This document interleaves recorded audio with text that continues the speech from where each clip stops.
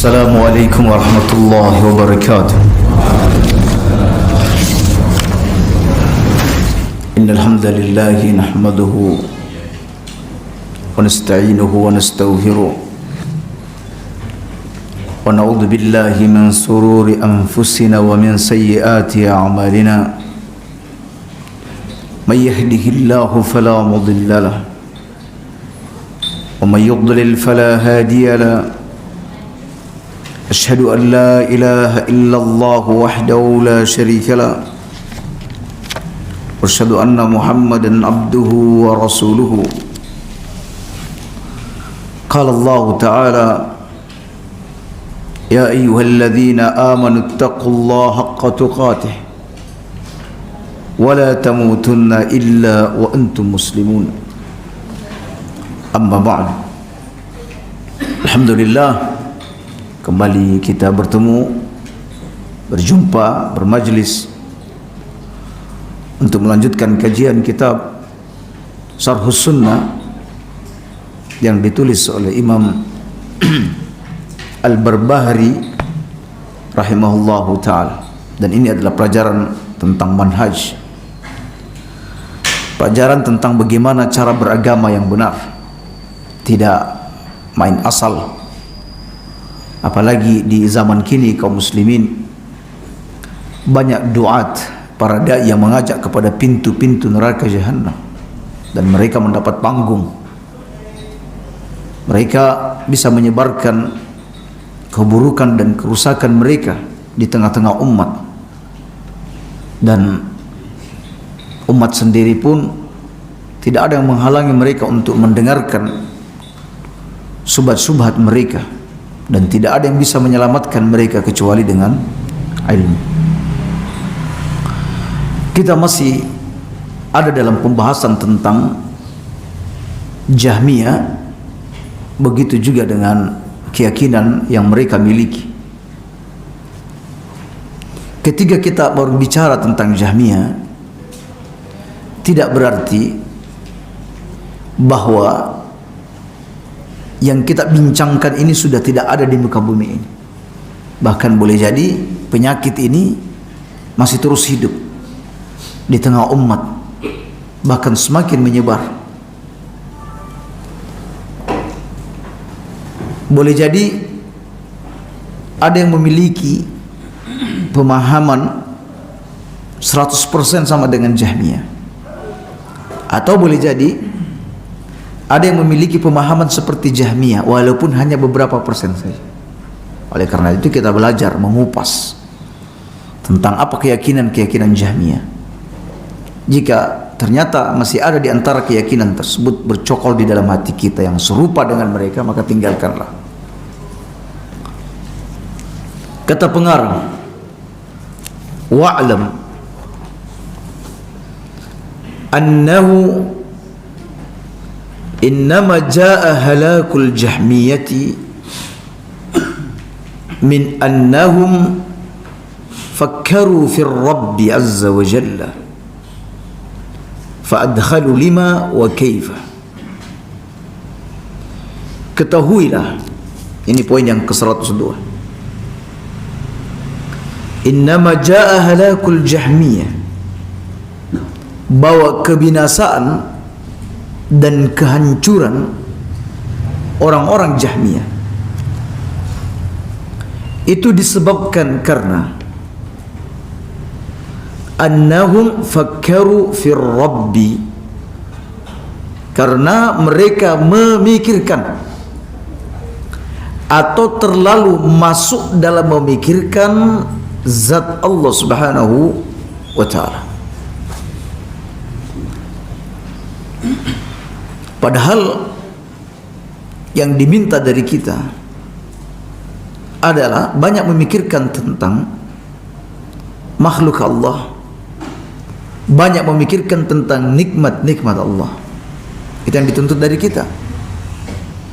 Ibnu Abbas radhiyallahu anhu berkata, tafakkaru fi khalqillah, berfikirlah tentang ciptaan-ciptaan Allah, wala tafakkaru fi dzatillah, dan jangan berpikir tentang zat Allah Subhanahu wa ta'ala.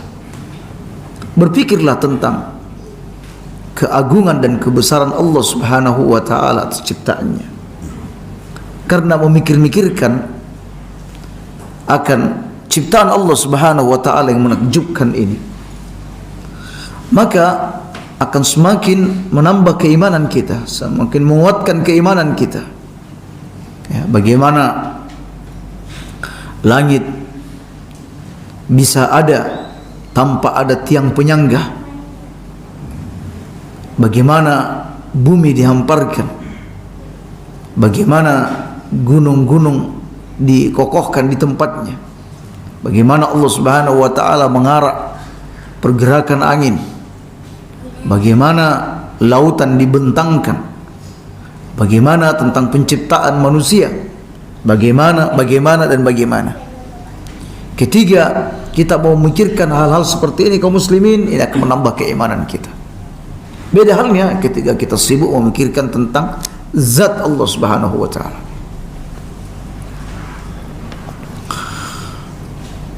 Mengapa kaum muslimin kita tidak diperbolehkan memikirkan zat Allah Subhanahu wa ta'ala? Lantaran zat Allah Subhanahu wa ta'ala tidak dapat terjangkau oleh akal pikiran kita, dan tidak bisa dikira-kirakan. Ya, tidak bisa dikira-kirakan zat Allah itu seperti apa. Tidak bisa. Allah Subhanahu wa ta'ala berfirman, la tudrikuhul absar, bahwa Allah itu tidak dapat dicapai dengan penglihatan mata, tidak dapat dilihat dengan penglihatan mata. Wa huwa yudrikul absar, tapi sebaliknya Allah Subhanahu wa ta'ala melihat segala yang kelihatan. Kaum muslimin berpikir tentang zat Allah Subhanahu wa ta'ala hanya akan menggiring pelakunya ragu tentang Allah Subhanahu wa ta'ala. Dan tentu barang siapa yang ragu tentang Allah Subhanahu wa ta'ala, dia pasti binasa, dan ia akan dicecar oleh pertanyaan-pertanyaan yang membingungkan, yang lahir dari pemikiran yang sesat. Ya, di antaranya fa'adhalu lima wa kaifa. Mulai muncul keraguan, mengapa Allah seperti ini? Dan bagaimana Allah seperti ini? Nah, seperti itu.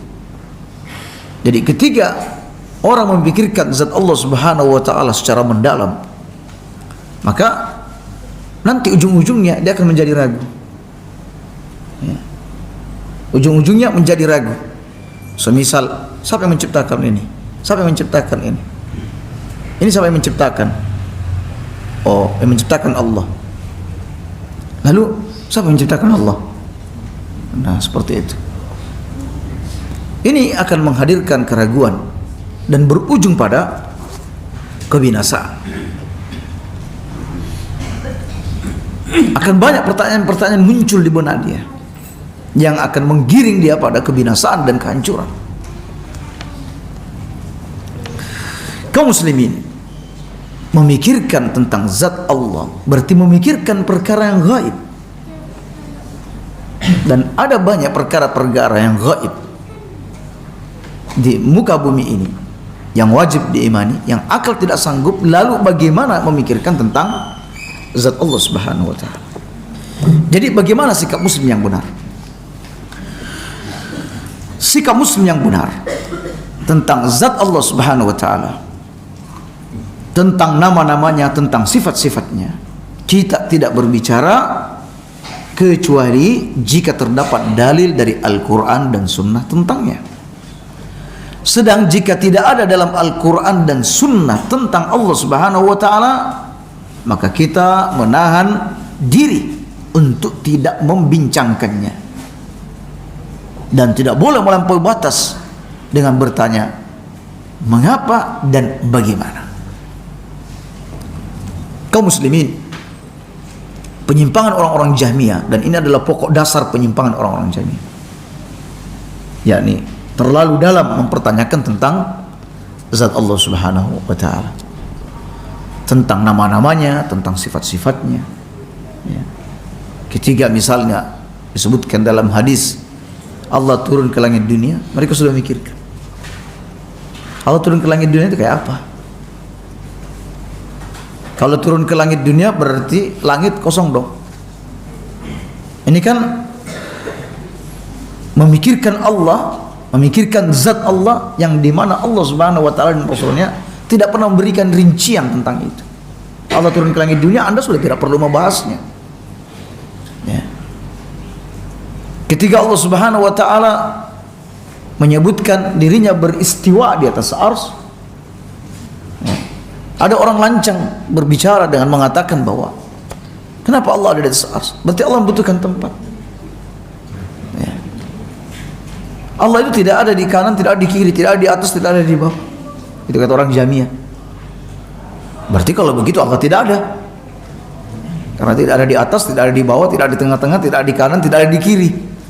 Karena kalau mereka mengatakan, alasan mereka, kalau Allah ada di kanan berarti kayak dengan makhluk, Allah ada di atas berarti sama dengan makhluk, kalau Allah ada di bawah, ada di mana-mana berarti sama dengan makhluk. Ya, oleh karena itu, ya, ini sama dengan meniadakan Allah Subhanahu wa ta'ala. Dan banyak lagi kaum muslimin tentang nama-nama dan sifat-sifat Allah Subhanahu wa ta'ala yang diingkari disebabkan karena mereka menggunakan akal pikiran dalam beragama. Kemudian pengarang berkata, wa tarakul athar, mereka meninggalkan athar. Orang-orang Jahmiyah ini meninggalkan athar, meninggalkan hadis. Maksudnya kaum muslimin untuk mengurai dan menemukan jawaban-jawaban syubhat yang ada di benak mereka tentang Allah, maka mereka meninggalkan athar, mereka meninggalkan hadis-hadis Nabi, dan sebagai gantinya mereka bersandar pada akal mereka. Ya. Karena banyak persoalan-persoalan yang ada di benak mereka tentang Allah secara dalam, itu tidak mereka temukan dalam hadis, tidak ditemukan dalam Al-Quran. Ya. Kalau prinsip kita adalah ketika Allah tidak berbicara tentang dirinya, begitu juga Nabi tidak memberikan penjelasan, kita diam, kita tawakuf, kita abstain. Ya. Itu prinsip kita Ahlussunnah wal Jamaah. Kalau dia tidak, ya, kalau mereka tidak, mereka terus mencari jawabannya, terus mencari. Ya. Bagaimana bisa menghilangkan dahaga mereka? Ya, dengan itu tadi, mengada-adakan jawaban-jawaban tentang itu. Jadi mereka tarakul athar, mereka meninggalkan hadis-hadis Nabi, mereka bersandar kepada akal demi untuk menemukan jawaban-jawaban syubhat yang ada di benak mereka. Seandainya mereka tidak membuka pintu syubhat, seandainya mereka tidak membuka pintu mengapa, bagaimana, selesai urusannya. Tetapi karena mereka membuka pintu-pintu seperti itu, akhirnya mereka kesulitan untuk mendapatkan jawabannya, sehingga akal yang menjadi pengganti terhadap dalil-dalil Nabi sallallahu alaihi wasallam. Kemudian pengarang berkata, wa wada'ul qiyas, dan mereka menggunakan timbangan qiyas, mereka menggunakan timbangan analogi. Ya, ini karena hasil dari meninggalkan asar Nabi sallallahu alaihi wasallam, meninggalkan hadis Nabi, akhirnya mereka menggunakan timbangan qiyas, analogi, yakni menganalogikan sesuatu yang gaib dengan sesuatu yang disaksikan. Ya. Mereka berkata Allah itu ada, Allah itu ada, semisal Allah itu ada. Segala sesuatu yang ada berarti harus memiliki jisim, ya, harus memiliki tubuh. Ya. Yang namanya jisim, yang namanya fisik memiliki ajza, memiliki bagian-bagian, alias tidak berdiri sendiri. Dan segala sesuatu yang memiliki bagian-bagiannya berarti mereka saling membutuhkan. Nah, ini sudah mulai apa? Menganalogikan antara sesuatu yang apa? Sesuatu yang gaib dengan sesuatu yang syahid. Ya. Seperti yang kita katakan, Allah turun ke langit dunia di sepertiga malam terakhir. Ini perkara gaib. Nah, perkara gaib ini akhirnya dianalogikan dengan sesuatu yang mereka bisa mengindranya. Berarti kalau Allah turun ke langit dunia, berarti kosong tempat yang ditinggalkan. Wah, ini berbahaya ini. Ya. Berbahaya. Ketiga, misalnya Allah Subhanahu wa taala menyebutkan dirinya memiliki tangan, memiliki jari-jari. Perkara yang gaib seperti ini ditimbang dengan analogi, dianalogikan dengan sesuatu yang syahid, yaitu milik makhluk. Berarti makhluk tangannya seperti ini. Ya. Akhirnya binasalah mereka karena menggunakan timbangan analogi. Nah, seperti orang yang melakukan tawassul misalnya. Tawassul. Bahwa Allah Subhanahu wa taala berfirman, "Idza sa'alaka ibadi anni," kalau hambaku bertanya tentangku, katakan inni qarib, aku dekat. Ujibu da'watad da'i idza da'ani, aku penuhi, aku kabulkan doa orang yang berdoa kepadaku. Ya. Mereka kemudian menganalogikan Allah dengan kebiasaan hidup manusia sehari-hari, bahwa ketika mau menemui petinggi harus lewat protokol, harus melalui, ada protokol tertentu yang harus dilewati. Ya, mungkin harus melalui wakilnya dulu, atau melalui camat, atau mau ke ini, baru bisa berhadapan dengan petinggi tersebut. Nah, Allah juga seperti itu. Ya, kalau ingin minta kepada Allah, maka hendaklah melalui apa? Melalui orang-orang soleh terlebih dahulu. Ya. Nah, kaum muslimin, ini namanya menjadikan analogi, ya, menjadikan analogi sebagai timbangan dalam beragama. Ini tidak diperbolehkan. Ya, baik. Kemudian kata pengarang, wa qasud dina ala ra'ihim, mereka menganalogikan agama berdasarkan akal pikiran mereka. Mereka menganalogikan persoalan-persoalan agama ini berdasarkan akal mereka. Faja'u bil kufri ayanan la yakhfa. Mereka pun datang membawa pemikiran-pemikiran kekufuran secara terang-terangan dan tidak samar. Ya, artinya kaum muslimin, kalau ada sudah orang yang menganut pemahaman-pemahaman seperti ini, maka sesungguhnya mereka mengusung pemikiran-pemikiran kekufuran. Ya, mengusung pemikiran-pemikiran kekufuran. Bahkan tidak ada samar dalam hal urusan seperti ini. Tidak samar. Fakafaru, mereka pun menjadi kafir dengan hal tersebut. Ya, karena nanti pengarang menyebutkan bahwa pemahaman seperti ini bisa menjadikan orang kafir. Bahkan banyak ulama yang mengkafirkan Jahmiyah, para pengikut Jahm bin Sufyan. Ya. Wa kaffarul khalqa, dan mereka juga, ya, karena sikap ini mereka mengkafirkan banyak makhluk Allah Subhanahu wa taala. Wattarruhumul amru ila qalu bitta'til, dan buah dari pemikiran tersebut menghantarkan mereka pada keyakinan ta'til. Ta'til itu adalah mengingkari nama-nama dan sifat-sifat Allah Subhanahu wa taala. Jadi hati-hati kaum muslimin dalam persoalan nama-nama dan sifat-sifat Allah. Nanti ketika kita banyak membaca hadis misalnya, di situ Nabi menyebutkan tentang sifat-sifat Allah. Ya. sikap kita apa? Sikap kita menerima tanpa perlu menanyakan bagaimana. Misalnya Allah tertawa misalnya. Bagaimana Allah tertawa? Bagaimana bisa? Mengapa? Semua pertanyaan-pertanyaan seperti itu singkirkan. Kita terima. Ini adalah perkara-perkara gaib. Ini adalah perkara yang Allah tetapkan untuk dirinya dan yang ditetapkan oleh Rasulnya. Ya. Jadi penyimpangan orang-orang Jahmiyah yang terbesar adalah mereka banyak memikirkan tentang zat Allah Subhanahu wa taala. Ini tahapan pertama, memikirkan zat Allah Subhanahu wa taala. Karena mereka banyak memikirkan, masuk pintu yang kedua, yaitu mulai bertanya mengapa dan bagaimana. Karena di pintu yang kedua sudah masuk, mereka tidak menemukan jawabannya, tarakul athar. Mereka meninggalkan hadis-hadis Nabi sallallahu alaihi wasallam.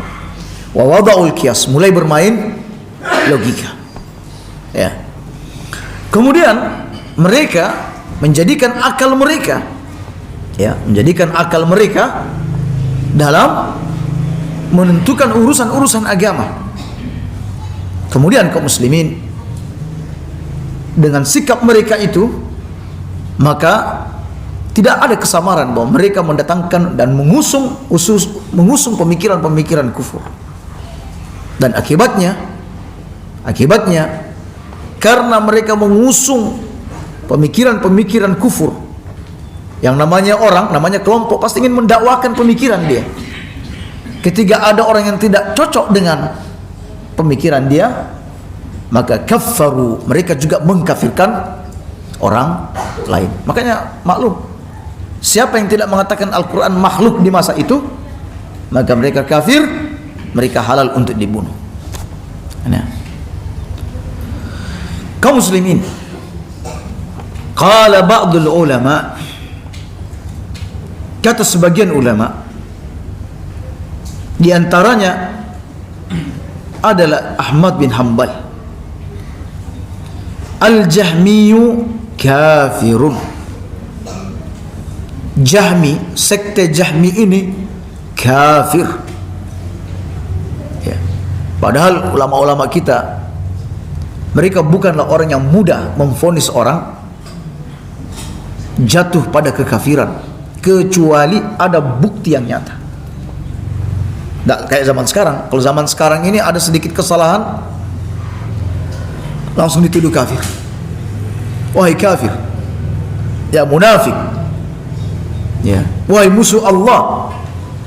Sekarang ini kaum muslimin, banyak orang yang tergesa-gesa dalam menghukumi saudaranya tanpa merujuk kepada para alim, para ulama tentang status orang tersebut. Ya. Bahkan kaum muslimin sekarang ini, orang sudah tidak bisa mentolerir perbedaan pendapat, yang sebenarnya perbedaan-perbedaan tersebut, ya, ada pijakannya. Hanya karena dia ta'assub, fanatisme terhadap satu pendapat, ketika ada berbeda dengan pendapat yang ia usung, maka dia mengkafirkannya atau menganggapnya sebagai orang yang sesat. Waliyadzubillah. Ini buruk kaum muslimin. Ini karena minimnya pengetahuan seseorang, sehingga dia mudah menjatuhkan dan memvonis seseorang, misalnya sebagai ahlul bid'ah, ya, dia ahlu syirik, ahlul kufur, dan lain sebagainya. Nah sekarang Imam Ahmad bin Hanbal ini termasuk di antara makhluk Allah atau hamba Allah yang tidak mudah untuk mengkafirkan. Tapi untuk persoalan Jahmiyah ini, beliau, ya, berkata al-Jahmiyu kafirun. Jahmi ini kafir. Ya, sebenarnya bukan cuma Ahmad bin Hanbal, ada Wahab bin Jarir. Dia berkata, waspadalah dengan pendapat orang-orang Jahmi, karena mereka berupaya menebarkan pikiran bahwa tidak ada sesuatu pun di langit. Ya, tidak ada sesuatu pun yang di langit. Ya, karena mereka semua mengingkari nama-nama Allah, mengingkari sifat-sifat Allah, mengingkari kalau Allah ada di atas arsy. Ya. Dan mereka berkata bahwa wahyu yang ada adalah wahyu iblis. Ya. Wa ma huwa illa al-kufr. Ya, orang-orang Jahmi ini tidak lain vonisnya adalah kafir. Kata Ibnul Mubarak, kami itu masih sanggup untuk menukil, menceritakan perkataan orang-orang Yahudi, wa nastati an nahkiya kalam al-Jahmi, tapi kami tidak sanggup untuk menukil dan menceritakan perkataan-perkataan orang-orang Jahmiyah. Ya. Dan masih banyak lagi ungkapan-ungkapan para alim tentang orang-orang Jahmi ini. Laisa min ahli al-qiblah. Orang Jahmi ini bukan ahlul qiblah. Ahlul qiblah itu kaum muslimin adalah orang yang ketika hidup dia kiblatnya masih kemana? Kiblatnya masih ada di Ka'bah sana, di Masjidil Haram. Ini adalah istilah. Ya, bahwa dia adalah seorang muslim. Tapi kalau sudah disebut laisa min ahlil qiblah, berarti sudah bukan orang muslim. Halalud dam, halal darahnya. Ya, halal darahnya, alias dia sudah tidak memiliki kehormatan. La yarith wala yuwarrith. Dia tidak mewarisi dan tidak boleh mewariskan. Dia tidak mewariskan dan tidak boleh diwarisi, karena dia sudah kafir. Dan status orang kafir seperti itu kaum muslimin. Jadi ada satu keluarga yang ini muslim, ini non muslim. Maka ketika meninggal, yang muslim tidak boleh mewarisi dari ayahnya yang kafir. Ya, kalau ayahnya meninggal kafir, anaknya muslim tidak dapat warisan. Kalau anaknya meninggal dunia yang muslim, maka bapaknya yang kafir tidak bisa menerima warisan dari anak. Ya, perhatikan. Li'annahu qala, mengapa orang-orang Jahmi itu kafir? Karena orang-orang Jahmi berpendapat la jum'ata wala jamaah. Gak ada itu salat Jumat. Gak ada itu salat Jumat. Wala jamaah, gak ada itu salat jamaah. Wala idain, tidak ada itu salat id. Wala sadaqah, tidak ada sedekah. Wah, ini parah ini. Ya, dan bayangkan Jumat ini adalah Id, di antara Id besar kita kaum muslimin adalah Jumat. Adapun tentang jamaah, ya, memang ada perbedaan pendapat tentang salat berjamaah. Sebagian mengatakan bahwa salat berjamaah ini adalah rukun salat. Kalau tidak berjamaah tidak sah salatnya. Sebagian mengatakan berjamaah ini wajib. Ya, jika ditinggal berdosa, tetapi tetap sah sholatnya kalau sholat sendiri. Dan sebagian mengatakan sholat jamaah ini adalah sunnah muakkadah. Sunnah muakkadah. Ya. Tidak ada id. Ijma' ulama sholat id itu ada. Tidak ada mengingkari akan kesunnahnya. Bahkan sebagian ulama mengatakan sholat id itu adalah wajib. Tidak aneh kaum muslimin kalau orang Jahmiyah berpendapat seperti ini, karena kata mereka iman itu sekedar ma'rifah, sekedar pengetahuan saja. Iman itu tidak perlu diucapkan dengan lisan, tidak perlu diyakini dalam hati. Ya, kalau kita kan ahli sunnah wal jamaah, iman itu adalah ya diucapkan dengan lisan, dibuktikan dengan perbuatan, dan diyakini dalam hati. Kalau orang-orang Jahmiyah nggak perlu semua itu, nggak perlu. Yang penting ma'rifah, yang penting Anda tahu ya bahwa Allah itu ada, yang penting itu aja sudah. Maka sudah demikian Anda akan masuk surga. Oh, enak betul beragama orang ini. Ya. Baik. Man lam yakul Quran makhluk fahuwa kafir. Dan mereka berkata, siapa yang tidak mengatakan Al-Quran itu makhluk, maka dia kafir. Dia kafir. Ya, jadi kalau masih ada di majelis ini yang mengatakan Jumat itu tidak wajib, hati-hati. Antum telah memetik satu ilmu dari orang-orang Jahmiyah. Ya, adapun berjamaah itu tidak wajib, nah itu perbedaan pendapat. Kalau di sini orang-orang Jahmiyah tidak ada itu salat jamaah, jadi mengingkari keberadaan salat jamaah. Itu orang Jahmiyah. Wastahallu as-sayfa ala ummati Muhammadin sallallahu alaihi wasallam. Mereka menghalalkan pedang, alias mereka menghalalkan menumpahkan darah kaum muslimin, menghalalkan darah umat Muhammad sallallahu alaihi wasallam. Nah, ini kita bisa lihat di masa Khalifah Ma'mun, di mana Khalifah Ma'mun mengusung pemikiran Jahmiyah ini. Jahmiyah ini diberi panggung.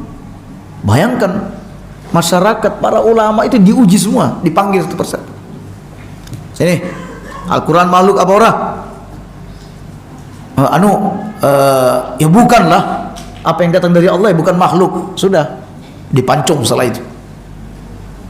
Ya.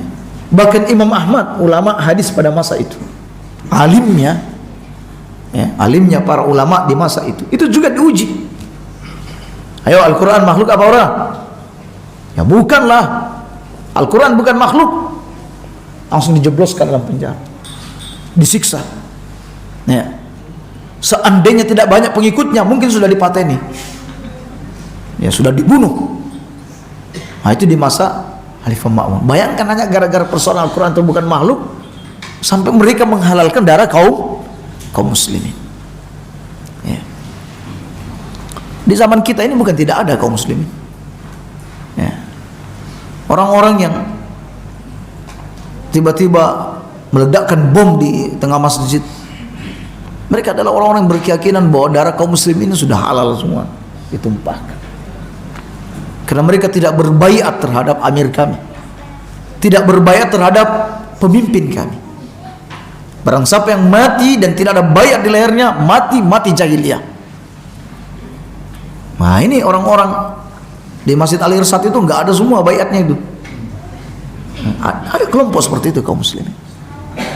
Ya. Sehingga mereka mengatakan sudah halal ininya, darahnya, halal diambil hartanya, walaupun harta milik orang tua tidak apa-apa, karena mereka belum berbaiat kepada pemimpin mereka. Ya. La haula wala quwwata illa billah. Kemudian kaum muslimin, wa khalafu man kana qablahum. Mereka ini orang-orang Jahmiyah menyelisihi orang-orang sebelum mereka dari kaum muslimin, dari kalangan para sahabat dan tabi'in. Makanya kaum muslimin, kalau ada orang yang beragama di masa-masa kini jauh beragamanya seperti para sahabat dan tabi'in, maka ketahuilah bahwa kelompok itu pastilah menyimpang. Pasti menyimpang, tidak ada keraguan padanya. Ya. Kayak apa yang dibawa orang Jahmiyah ini, sudah wis bisa diukur. Masa tidak ada jamaah, masa tidak salat Jumat, masa tidak ada Id, masa, ya, sudah bisa diukur kaum muslimin. Makanya kita selalu mengatakan bahwa ya, kebenaran itu ada cahayanya, ya, dan semua orang bisa menangkap cahaya-cahaya tersebut. Ya. Begitu juga kebatilan itu tampak kegelapannya. Dan orang yang mau belajar baik tentang dasar-dasar agamanya dengan mudah menangkap kegelapan tersebut. Jadi dia tidak hanya sekedar ikut-ikutan. Karena masih banyak kaum muslim ini ya menganggap ya mungkin husnuzonnya terlalu tinggi. Baik semua.